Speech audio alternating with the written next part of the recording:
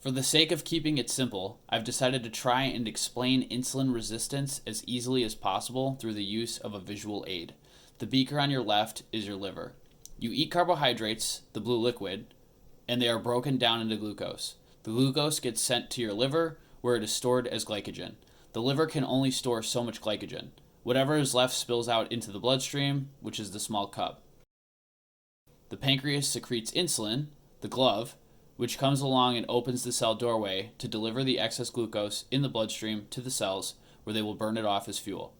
In a metabolically healthy individual, the stored liver glycogen will eventually be depleted as it is also transported to the cells to be utilized. What happens when we never give our liver a chance to burn off its stored glycogen?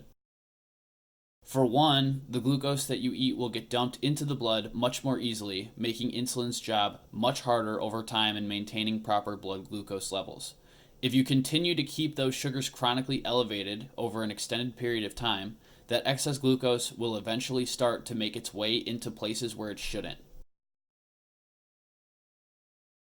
The pancreas starts to overcompensate by sending more insulin in an attempt to correct the blood sugar issue. As more sugar is consumed over time, more and more insulin is created to help correct blood sugar levels. Eventually, insulin gets tired and becomes less and less efficient at delivering the sugar to the cells. There's clearly plenty of insulin present to handle the job, but because the cells have become so overloaded with sugar, they stop responding to it. This actually causes an insulin deficiency at the cellular level, even though there is so much insulin present in the blood. This is called insulin resistance. Insulin resistance doesn't just lead to type 2 diabetes, although that's the most obvious one. Recent studies are showing that insulin resistance leads to inflammation, and inflammation is at the root of pretty much every modern disease. For instance, there is an entire theory based around excess sugar fermenting and feeding cancer.